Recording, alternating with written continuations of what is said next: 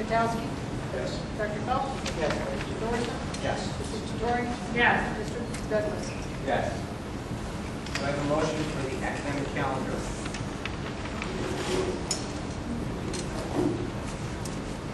So moved. Do I have a second? Discussion. Was this just placed incorrectly because there's like a future between them? Yeah, that's who they should be together. Not sure how that's it scheme wrong. But on the school calendar, I'm not sure, I wasn't here last year, but what happened was the calendar that you were given that you voted on had an extra work day in it. It was supposed to be 104 days of work, or 185. Since that was a board approved calendar, we need to approve one within the correct amount of days. If you look at that, the day that has been taken out is April 6th. That day would be no school. School closes. So that makes it back 184 days and gives it the teachers contractually what they're supposed to have. So they're supposed to 185. Since we talked to the union, and I guess your story is the day off, so that's the goal. Any discussion? Roll call. Dr. Phelps? Yes. Mr. Dorson? Yes. Mrs. Detory? Yes. Mr. Douglas? Yes. Mr. Kwiatkowski? Yes. Do I have a motion for donations 2014 after calendar? Second.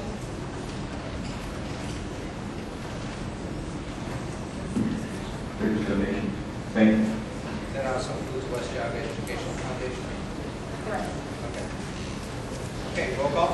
Mr. Douglas? Yes. Mr. Kwiatkowski? Yes. Dr. Phelps? Yes. Mr. Dorson? Yes. Mrs. Detory? Yes. Okay, the open enrollment piece. Superintendent's recommendation for open enrollment is instructed.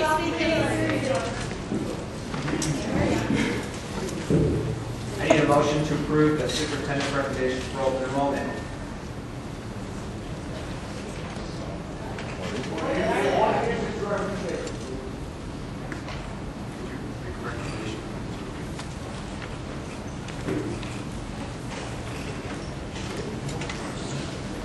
Okay, I'll make that motion. Do I have a second? What is the motion? Make public, please. I have a second by Mrs. Detory.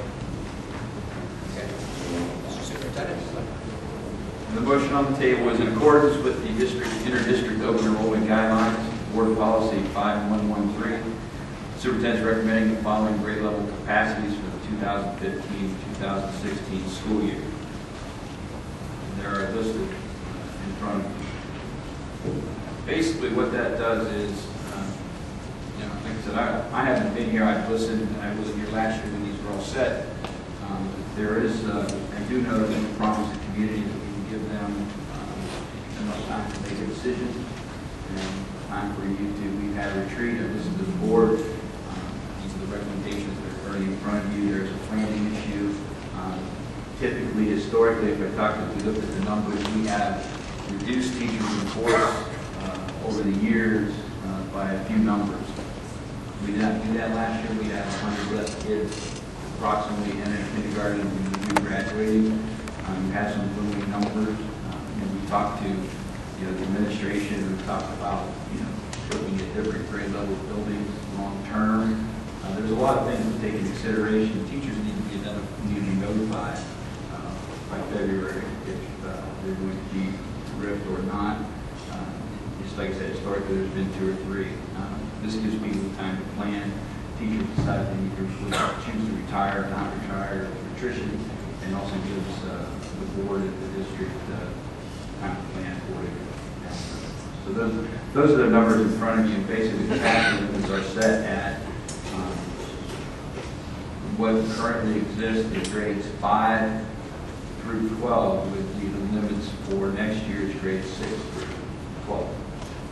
If you go down to the elementary, the capacity limits are limited and basically limited to the resident students of WestGB. That's the assumption. Okay, first of all, as president, I want to thank the board. We had a board retreat last Monday and last Tuesday where we spent a considerable amount of time just discussing those issues that we don't necessarily get an opportunity to do so.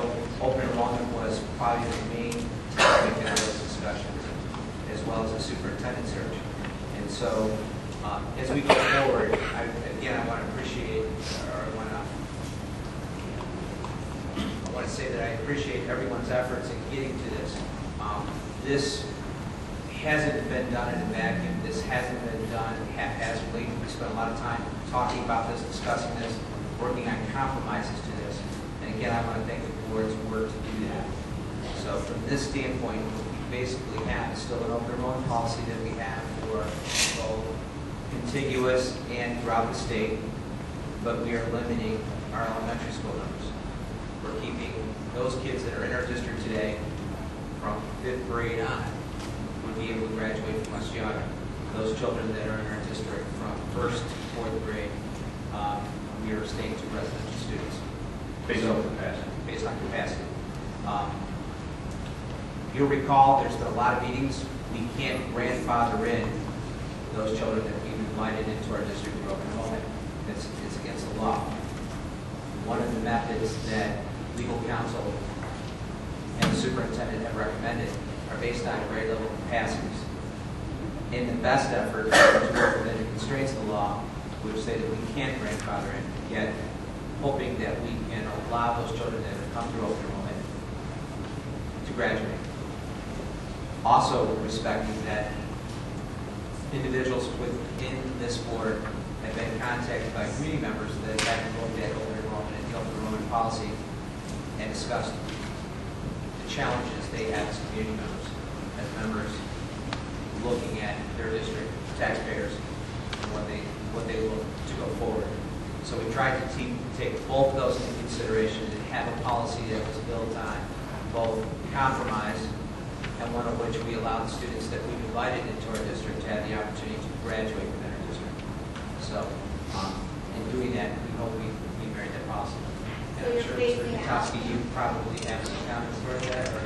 Oh, thanks a lot. I appreciate that.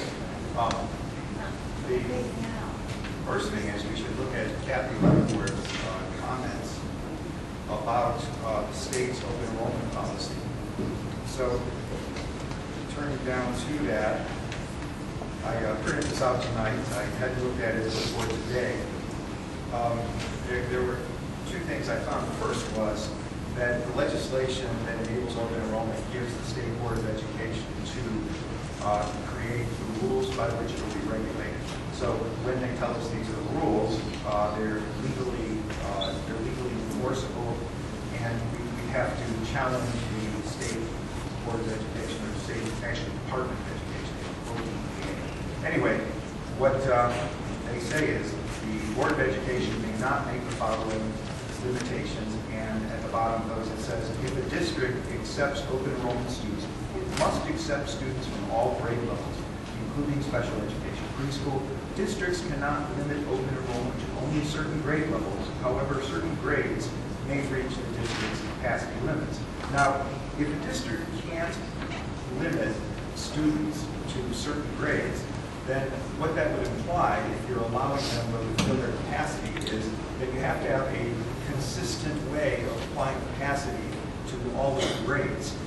And actually, our proposal doesn't do that because it's been deliberately designed to exclude students.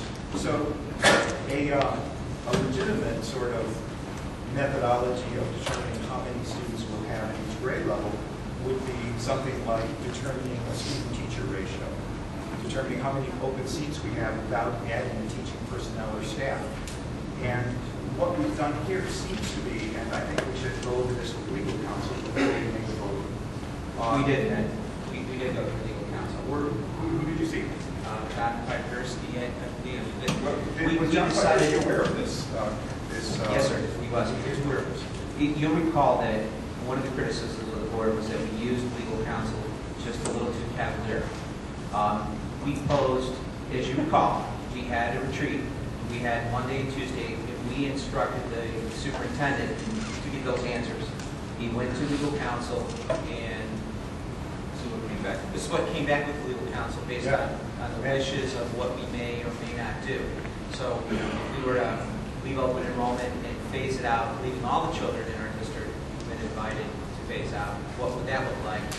And then in the art of compromise with some other board members, how that might look. So yes, legal counsel has been,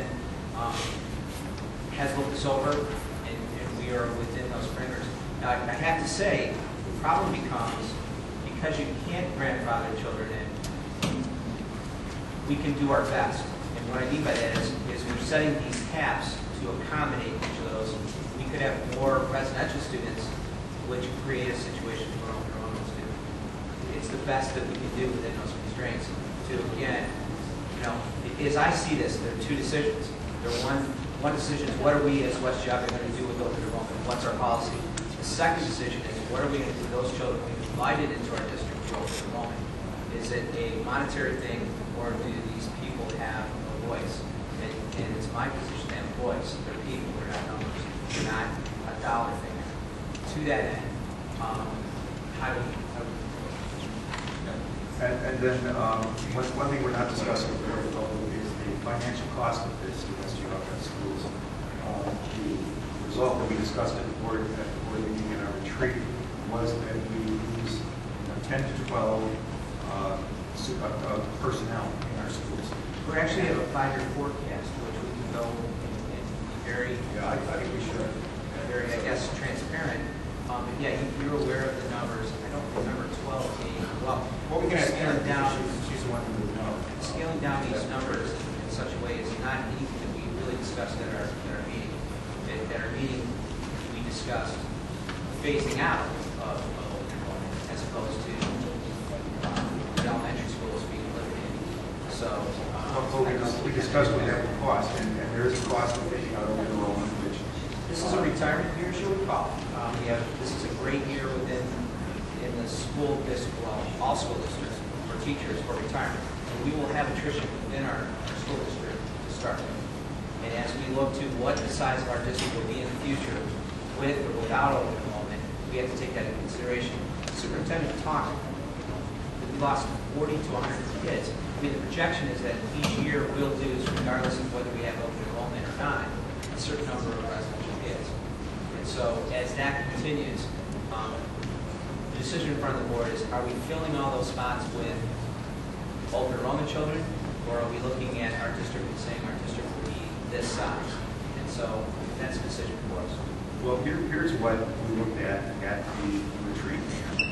We looked at the fact that if we eliminated open enrollment, in other words, phased it out, did not go cold turkey eliminated, but phased it out, so that we wouldn't accept new students, but we'd allow current students to graduate, we would have laid off at least 10 personnel. We use teachers as our figure because we use teachers at the lowest rate of all the benefits being $60-some thousand a year, and we would lose 10 to 12. We looked at continuing open enrollment at a rate of 200 students, which is a lower rate than we have now, and we would end up with roughly the same deficit after 5 years. So we could have a school system that's fully staffed, because remember, open enrollment doesn't add personnel. We only fill in open spaces in open enrollment. We don't hire teachers to teach open enrollment kids. So what we're saying is WestGB kids will get the benefit of 10 to 12 fewer teachers, and we still have to deal with the same deficit. Now, we could bring that deficit down to $2 million instead of $3.2 or $3.3 million. If we wanted to accept the same number of open enrollment kids that we have now, 237, that would not. That is not true. No, I'm saying paying. We were But attempting. we have 206 open enrollment right now. Right. So if you're looking at the next year, Right. okay, trying to match, just trying to make sure that the Right. numbers are correct. Now, if you're trying to just mirror the image, it's 206. Right. I want to know where you're getting the 12 teachers, because you're already. I'm getting from the handout that Karen gave us. Why don't you No, talk to Karen? but off of this clear is not 12, is not 12 by. No, at the end of 5 years. At the end of 5 years. At the We have end of 12 5 teachers. I years. talked to Karen today, and she said we probably have to lay them on stages 3 or 4, then 3 or 4, then 3 or 4. That's over the period that we talked about in the forecast. Okay, so that's over the period. So we would, in essence. Can you speak up or adjust your mics a little bit? Karen, I call the roll. Robert's rules, I call the roll. Well, you can. Am I able to? And you can't call the roll. call a vote on the issue? Yes. You need a second to call a vote. Can I? Okay. Well, I would like to say. We can't hear you at all. Tom, we call the vote. Call the vote. Treasurer? There's a power call. All right, Mr. Douglas. Yes. Mr. Gutowski. No. Dr. Phelps. No. Mr. Thorson. Yes. Mrs. DeTore. Yes. The motion passed. Treasurer reports, cover financial reports.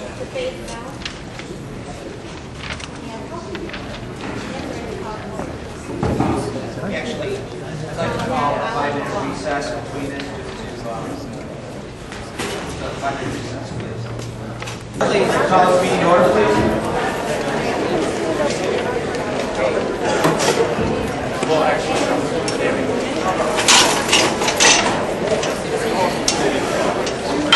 September's financial reports.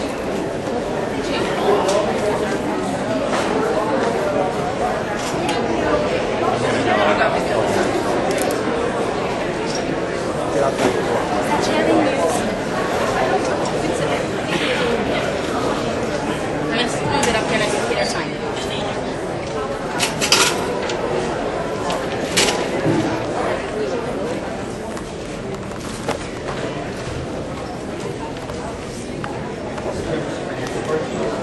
As you can see for September, we have the treasurer's report, and then we'll go over the 5-year forecast after that. The September, we ended the month with $17 million in the bank, and that will be spent down. We usually get all of our cash in and our postage cash in August and after the first of the year. We have our money in Star Ohio and First National. You'll notice I've made a transfer after this to move some of that money over to First National, but it has a higher interest rate. The second page you'll see is our financial summary by fund, and that will match our current fund balance of $17,380,000, which if you look at the report next will be our cash reconciliation. You'll see that same number. Those two numbers should match. Thank you. If you look at report D, this is our funds that we get in through grant or auxiliary services, and I just keep it updated as part of our board policy. You are to get a monthly report of these grants of money that we get in. And you can see from our federal grants, we've gotten a little bit of that money in. Prior to the year, we'll receive additional funds there. The auxiliary services will be for Hawken and St. Anselm. Those will come in. Another payment will come in November, so we should see additional funds come in through there. The next report is E. This is our operations report. So far, we do not have a budget, so what we did, since we just approved the budget, you'll see there won't be a variance between what's projected and what's actual for the 3 months of ending September. So you'll see our general property come in at $8,000,001 as compared to $8,000,001. There weren't significant differences between last year's year-to-date and this year's year-to-date until you get to our local services. And that had additional funds come in this year for the donation for the church. In the property tax allocation, the homestead and rollback, you'll see $1,003,000. This is a tiny difference. In 2013, we received that homestead and rollback in October. So you'll see it's kind of a fluctuation because of the tiny difference. We just received it early this time. Not more money, just early. And then on our expenditures, we're pretty consistent as we go along from year to year. We see a slight increase in salaries and benefits, or in salaries. That's due to the raise that was given to the teachers and our classified staff. If we look at purchase services, there's some rollovers from the prior year. We're going to see that consistently roll over into this year because of the purchase orders we had encumbered at the end of the year. The significant difference is the capital outlay, and that is the turf that was paid for with the donations that we received. So we'll see a difference between this year and last year's capital outlay. and that'll be a difference. This year was about 500,000, and that will be the differences. Now, as we go along, we'll update this with a budgeted amount so that we can see some variances, and you'll be able to manage that a little bit better. I've also included a report, third report F. This is our food services. You'll notice that we've received so far $47,000 year-to-date in revenues, but we spent $85,000. That's typical of the time of starting at school, starting to buy those types of supplies that we need. In addition to that, we'll have to manage this a little bit better. I know we've had some issues with how we fund, how the cafeteria is going, how we're going to manage that. So this report will put in every month so that we can manage that. In the past, we have seen like how it's doing in comparison September to this September to last September, et cetera, et cetera. Okay. Is that something that we can see from time to time? You know, even if it's not on a monthly, even if it's quarterly? Do you want to see it quarterly or To monthly? see how it's doing, you know, in comparison to last year. Are we still on the right track of going downward, or are we inclining again? If you look in the pink column, you'll see quarterly comparisons. So you'll see the fiscal year to date 2014 and fiscal year to date 2015. So last year at this time we collected 43,000, and this year 47,000. So we're a little bit better, and in spending we spent a little bit more. So and that goes with the number of meals. Well, We that's what I'm feed talking the meals. about. Yeah, that's what I'm talking about, because it would show us, are we growing our numbers in the high school? Where do we need to improve that? What Yes. numbers are the lowest? Sure. Where are they at? And Cindy provides that to us. We'll just add that to the report. Thank you. And the next report would just be our warrants that we have, so that you would approve those as well. And that would be the September financial statements. Those will get a little bit more detailed as we go along, but tonight we'll focus on the 5-year forecast. Any questions? Yeah, John Putner's bill, is that for, is that, what term is that bill for? Is line 292523? Those are for prior year. We're paying things a little bit behind, so those will be for our prior year. Those, I have not received any bills since September from them yet. Oh, okay. Okay. So is that for services like over the summer or last year? Correct. Pretty old. Okay. Thank you. Okay. All right. So I'd like to move into the 5-year forecast. I'm going to get up and stand over here so we're going to look through some numbers.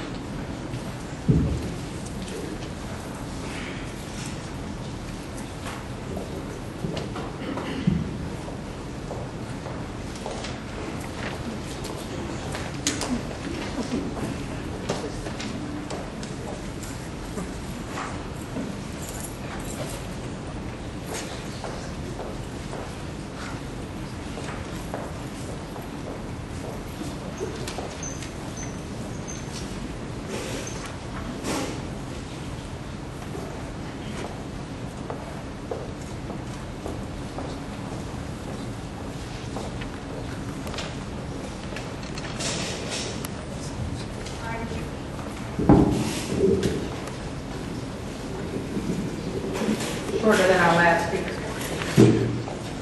All right, so you can see our revenues. We'll have $26 million in revenue for the fund, and this will be for our 2015 year. This is primarily made up of property taxes. That'll be about 66%, and our state foundation will be about 14%. Homestead will be another 10%, so if you add that together, we get about 75%, 76% of our revenue from our property taxes, as you well know. You can see here that our other local, we have about 8% there. That's going to be related to our kind of our open enrollment numbers as well. So we can see a breakdown of that. Most of our funding will come from property taxes and our state foundation.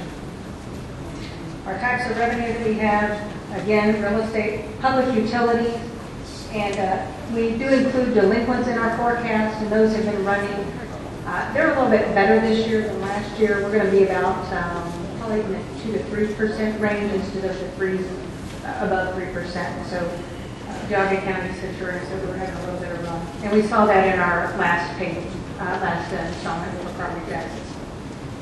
The state foundation is, as you know, we're on the guarantee, so those amounts will stay about $3.6 million, and that will continue. Now we're on a biennium basis, so that means the legislature voted last year. We kept it to this year. We'll have the same amount. Now, when the legislature again comes into session and has a new budget, we'll have a new amount. We don't know what that amount's going to be. So over the 5-year forecast, we'll reduce that down about 10%.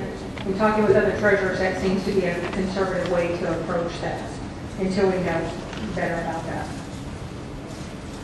We do get casino money, so everybody go out and spend money at the casino. Okay, so we get about $50 per student, and that accounts for about $106,000 in addition to our state fund. The special transportation amount is about $80,000. This is for our students with special needs. We do get an additional component of cost of reimbursement there. Now, this year we had additional, you'll see this kind of our revenue numbers on the 5-year forecast that you have. And you've got kind of a summary of what we have, and you have the detailed 5-year forecast. We talked about it for those numbers. We have some catastrophic costs. Every student that has a special ed has a kind of a cap limit. And the state of Ohio has a pool of money that they give us catastrophic funds are. So if we exceed $27,750, then we can apply for those catastrophic funds. This year, in 2014, they were behind in paying. They didn't pay until July. So we have a payment of about $184,000, a catch-up payment. So it's showing our numbers off just a little bit between 2014 and 2015, but that's what it's for. So we anticipate additional funding for 2015, and we'll apply for that through our EMIS. Normal homestead rollback, we get those amounts. These are the amounts that you as a taxpayer receive a discount for on your tax bill, and then the state makes up for it. Now this is on, when we go through and look at renewals on our levies, the emergency levies, this will stay in place. However, if we were to ever ask for new money, this homestead rollback will be replaced. The state will not do it, and the taxpayer will be charged for that. That's under House Bill 59. Open enrollment is our other category, and this will represent about $1.3 million. I saw one sign over there. I like that with the big numbers. That's nice. And then Metzenbaum flow-through, we get paid through the Metzenbaum preschool. And that's going to represent about $400,000. We're going to take that down just a little bit, kind of modify that as we go along in the forecast. You'll see that.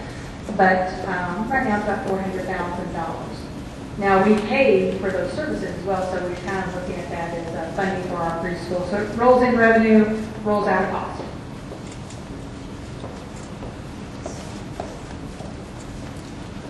Okay. Open enrollment impact. Now, we did look at this at our retreat, and right now we get about $1,265,000.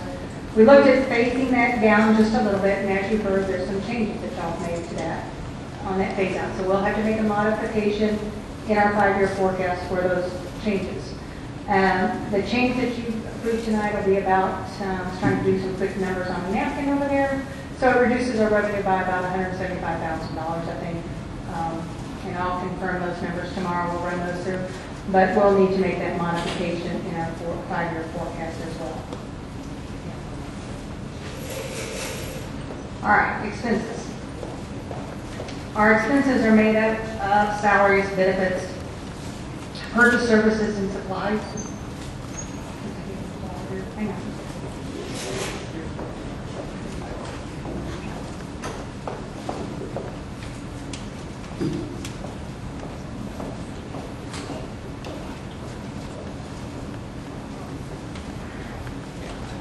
Salaries, benefits, purchase services, supplies, and then we purchase equipment. And others would be fees that we have paid usually to the county treasurer for collection of our taxes. They charge a fee.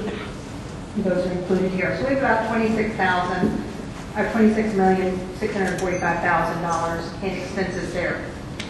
The bulk of it, course, is salaries and benefits. That represents about 71% of our total expenditures.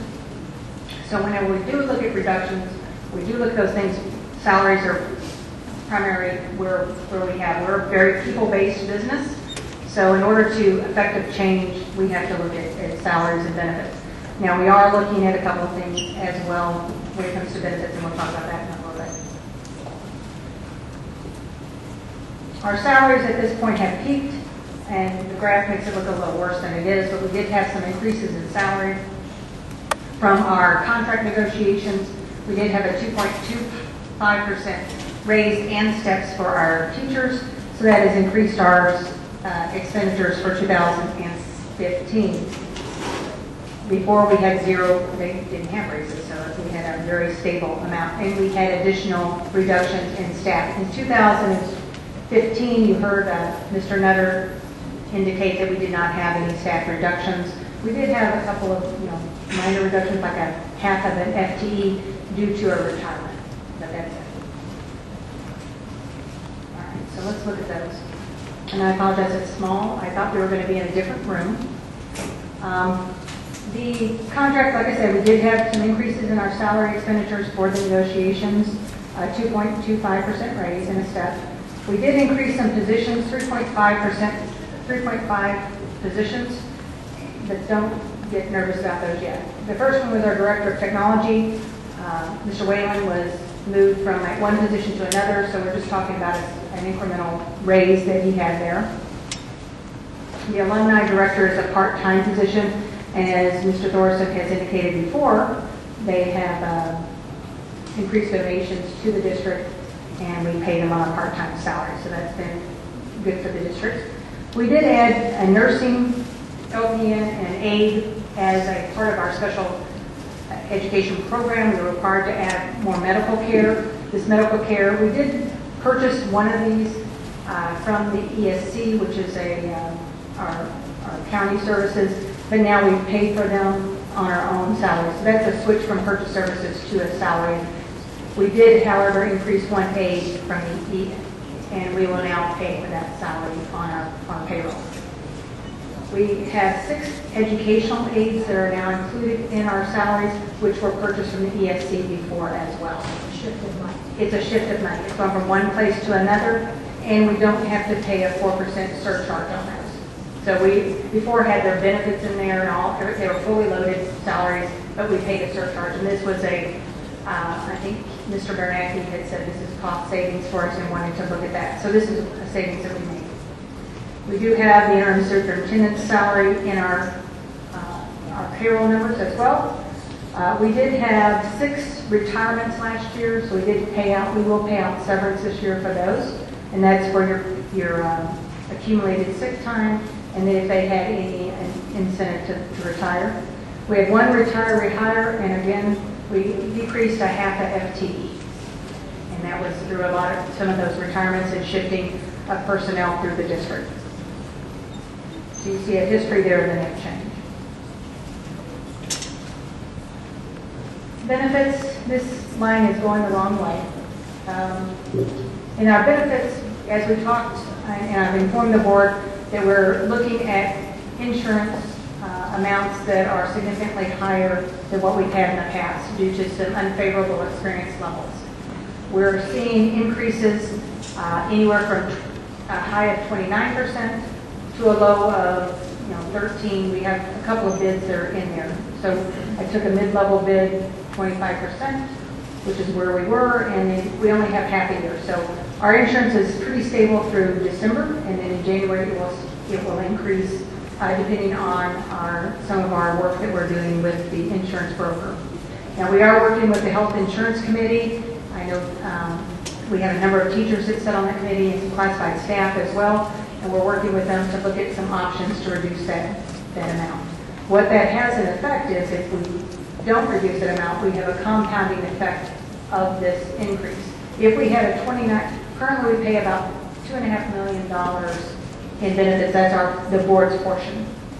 So imagine a 30% increase. That's a significant amount for the board and for the employees. The employees pay 20% of their insurance and that would be a significant portion for that. So it's, in essence, if we had an increase that high, it would eat up the raises at the time. So we're looking at what things could we do, looking at changing carriers, we're looking at deductibles and co-insurance, we're looking at whatever we can do to reduce those changes. We met with the insurance committee on Wednesday, and we're going to meet again on Wednesday, this next Wednesday at 4 o'clock. So we'll be able to do that. So we're actively pursuing changes there. Our benefits are made up, of course, by health, dental, life. We do have a little bit of vision. Our retirement is in there as well, workman's comp, Medicare, and unemployment. We will get a refund from unemployment for about $60,000. That's been included in revenue. It's a one-time rebate for our unemployment. We've had very good rates on unemployment. Our next largest category would be purchase services. Next year, we're projected to be almost $5.5 million. These are where our contracts go, dealing with a lot of special education. If we looked at just special education contract services here, we'd have almost $2 million in special ed services. Those are actively looked at each time we make a contract.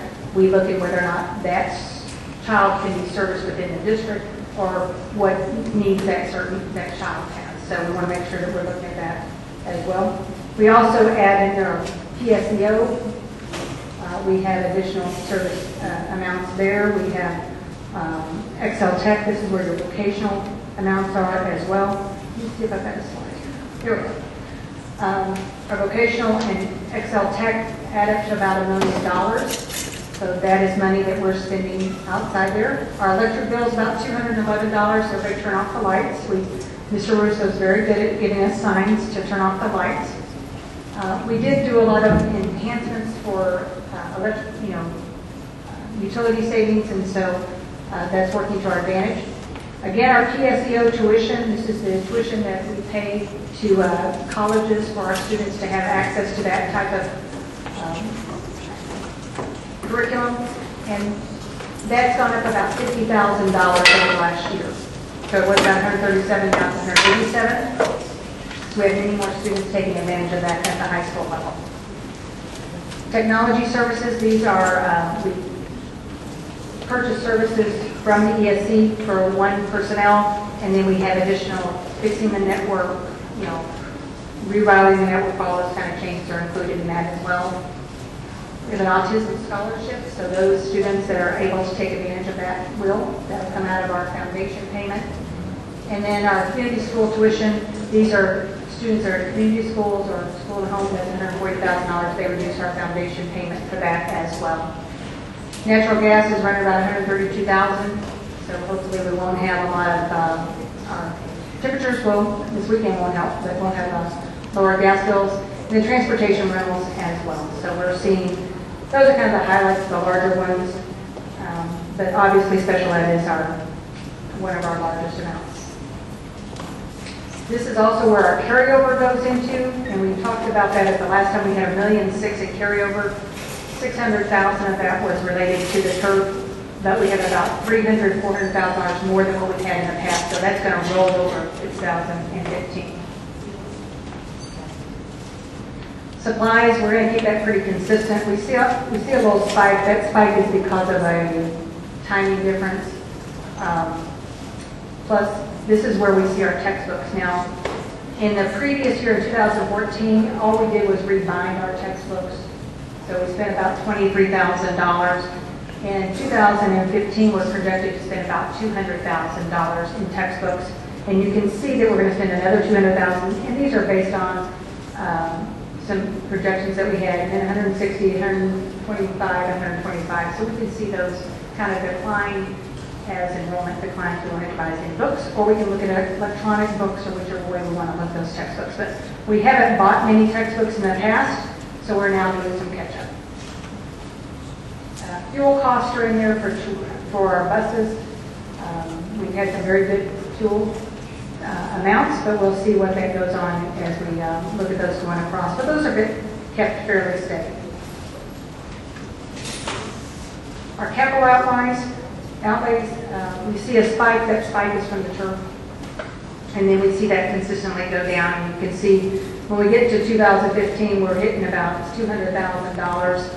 Now, in your previous forecast, you had 362. That was related to your technology. So there was an additional $100,000. And I've taken that $100,000 out of our 001 because we need to look at the technology coming out of the 003 account, the permanent improvement account. And that's what Sean had described in such detail. But that's what we would want to do, is take out as much of that money as possible out of our 003 permanent improvement fund. We're allowed to do that through your last levy, and so we continue to do that. So we'll see that come through. Not that we reduce technology, but we're going to certainly continue to improve and invest in technology. It's just not going to come out of the general fund.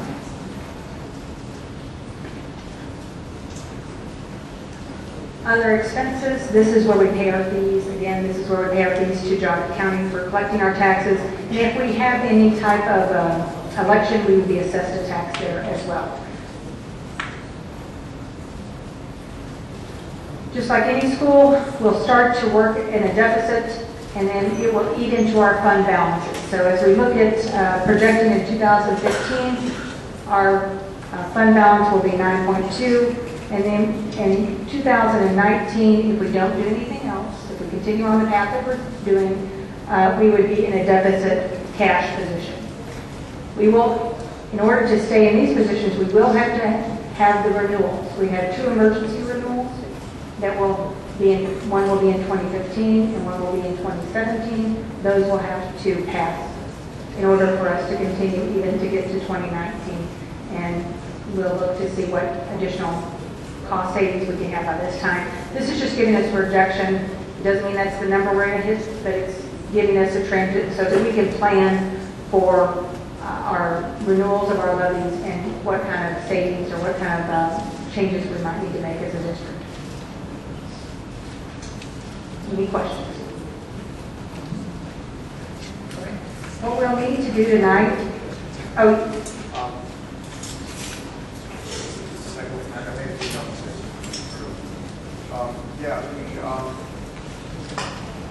cost that we're paying, that we're reimbursed by the state from 27,276 per student. Does the state have a fund and then they use the fund to drain, or is that a guarantee? no, it's a fund, and then however many people submit to it, it'll be based out of that. So it's a set amount of funds that they have every year, and then you may get 20,000, you may get 80,000, depending on how many people submit for those catastrophic funds. I can clear a room. Yeah. And then when we see salaries drop, is that natural attrition, or what are we looking at there? Those are based on the projections we talked about in the retreat, where if we reduce the enrollment, the open enrollment will have to take some of those cost savings down. We did it in salaries because that's kind of an easy way to do it.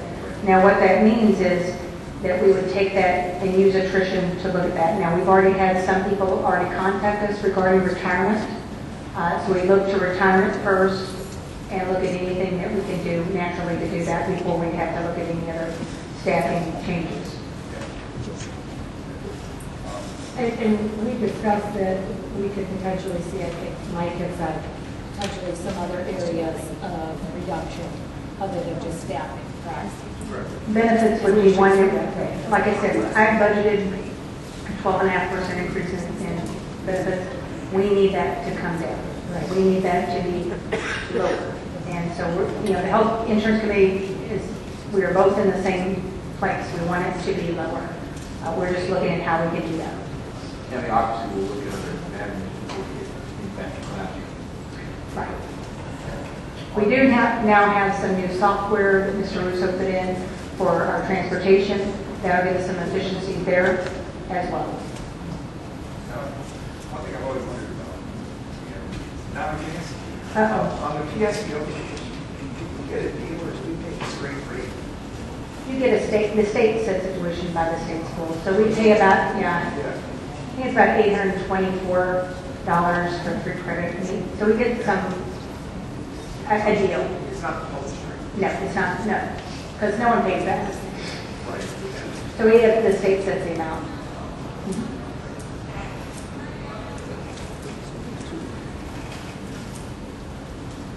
Like I said, we will need to put forth this 5-year forecast to the state. I will ask that we modify this for the changes that you made in enrollment and ask that you pass this 5-year forecast with those changes. I have a question here. Yes, sir. I'm wondering about the capital outlays. Mhm. We have the spike for the turf. Right. Now, is that full amount reflected in income because we have the donations, or did we have to chip in some and then we're going to get it back over a period of years? Right. So we spent about 600 and, Mr. Russo, what's it? 642,000. That is, all of that expense is in your 2015 number. Up in the top, you have revenue of 200,000. Okay? So as I understand it, people have pledged donations over a period of years. As we get that revenue will come in, but we won't have the expenses. So we'll be a little lopsided on how we fund that. But it'll be funded as, those revenues will come into the general fund to be used for whatever purposes we need to. So that just turns into what it was before, which was general fund revenue before. Right. Okay, so. So we'll get it back, right, as people make donations, we'll get it back to be used for general fund purposes. So That reflected the 5-year forecast? the 5-year forecast I did not want to project donations. That's like projecting a receivable, and that's unlike accountants to do. So it will be a happy surprise when it comes in. So we could potentially have next 400,000. comes in. Because we know something's going to come in. We decided we don't know if it's going to be the full 442,000, but we know we decided to come. We do, and I don't know when it's going to occur. So as the conservative, crazy accountant I am, we don't put it in there. You don't count your revenue, count your expenses, that kind of stuff. Mhm. So I'm hoping that it all comes in one year. And where do we stand on the expenditures for the roofs and so on? Because we're talking about tech on PI, Mhm. so if we're forwarding, how many years is it going to be able to come out for that? Mr. Russo and I were working on that today. There will be the roofs. Look, we have budgeted in 003 the roofs this year, and then we have another year the next summer. Okay, so then we'll have some excess cash that will be available. I don't want to tell you what that number is because we don't know the exact number, but there will be funding available for that. So what he and I talked about is the voice over IP. We're confident that we have money left over for that, so we can fund that, and we'll have the cash receipts. When we get into the computers, we will need to wait until we have cash coming in the door before we agree to pay for those computers coming out. So it may be some timing differences between 2015, 2016, but I want to make sure we have cash receipts in the door that will fund those before we agree to those. And we may have to make some modifications on the years, but before we need, the primary purpose of those funds were to take care of the roofs. And so those need to be bid out. We need to make sure that we have savings, but we need to make sure we have all that in place. Do we have anything left in PI after that? Because they're talking about some other things like the drama program, really needs things like better sound system, maybe a new curtain, those sorts of things. Maybe get the extension of talk about. Are those possibilities, or are We are limited as to the types of things we can spend out of that fund. If you look at the literature, we had safety items that were able to take out of there, transportation we could take out of there, if we had excess funds. So safety, transportation, security, and technology, those were four of the large items we could take out. So we're really limited as to what we can use that PI money for. So the curtain's like 40 years old? And, anything less may not fit in our, 5 years, or it's not, so you're saying it's not literally anything that lasts over No. 5 years, it's actually a category that in general lasts actually that long. Is that the way it is? no. There are two different funds for PI. There's the smaller one that we have at 1 mil, and that generates about $600,000 a year. You can take it out of that money if you can convince Mr. Russo that's what we need to do. And then there's the roof PI money. This has more restrictions on it, so we're limited to security, transportation, safety, and technology. And there's probably one more that I can't remember. But the other one is more in general, which could be used for that. We just need to put it into a master plan, which I know that's what we're doing. There were a number of limitations for that as well, right? Like for transportation, it was like only $75,000 or something like that. I'm sorry. Weren't there some limitations to that as well, like for transportation, it's like $75,000 per year of the 5 years? We had budgeted 3 buses Okay. in that. The roof PI? No, So if we had excess, we could conceivably purchase in that fund more buses than taking out of the general fund? We had to? Yeah. Okay. There are no buses in the general fund purchased or budgeted at this point. So we will, these are things that we'll have to make decisions on as a group with the board to determine what needs to come out of that goal 3. As we get those bids in from the roofs, we'll be able to give you updates. Now, we have a big roofing project for the summer, and then we have one additional roofing project. So those are our primary first dollars. Right. So we know at this point, because we've had such great bids so far, we've had really efficient work, we've had savings from the original bids that we had anticipated. And then, so with the shortfall that we're going to have, you're projecting a shortfall of $3.5 million. And so that's assuming, though, of course, that we don't be able to address it or. Right, and that's obviously not something we're going to do. We'll have to decide what changes we need to make in the district and what curriculum we want to offer. First, we're going to decide what we want to offer as a curriculum, and then we'll offer how we want to give it to our students. So that will price out how we want to right-size our district. With the changing of open enrollment, we do have some modifications we'll have to make and some revenue that we won't have in our budget. So the district, the administrators will have to deal with that. Will I say I can get that number down where it's positive? No.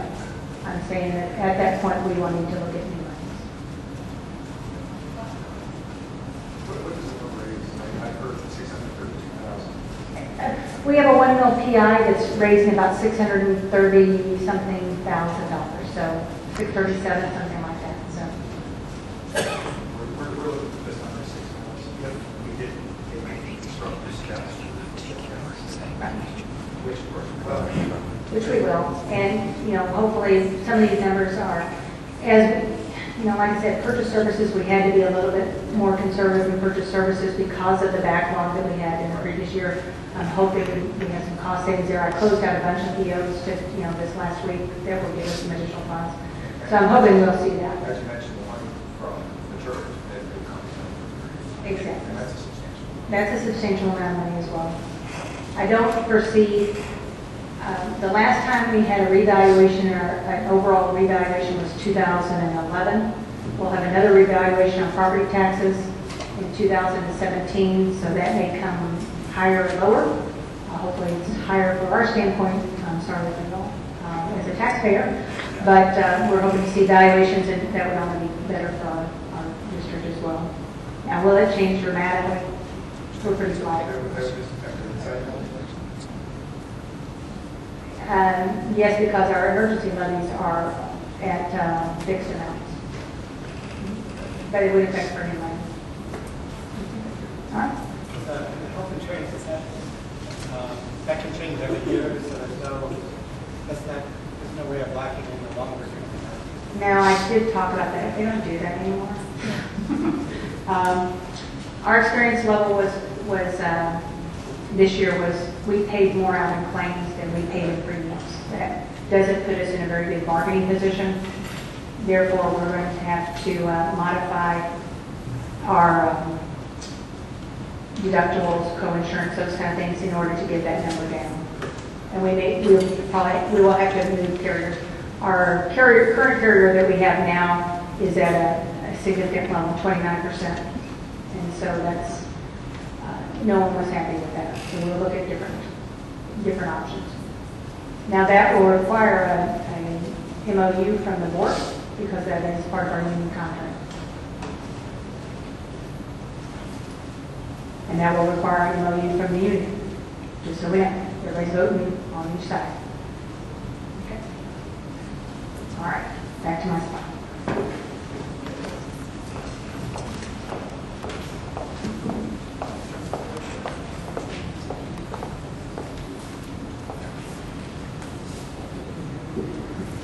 So Karen, we need a motion to approve your five-year forecast. As amended.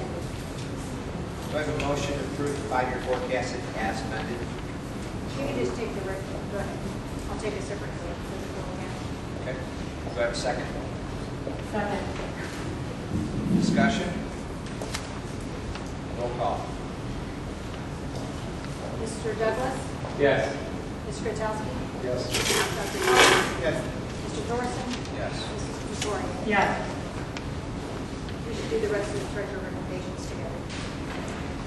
Do I have a motion to do the items B, C, D, and E of the treasurer's recommendation? So moved. Do I have a second? Second. I'm sorry, for a second. Douglas. Any discussion? Roll call. Mr. Katsowski? Yes. Dr. Phelps? Yes. Mr. Thorson? Yes. Mrs. Victoria? Yes. Mr. Douglas? Yes. Okay, motion stands. Standing committee discussions, has anyone met with their committees?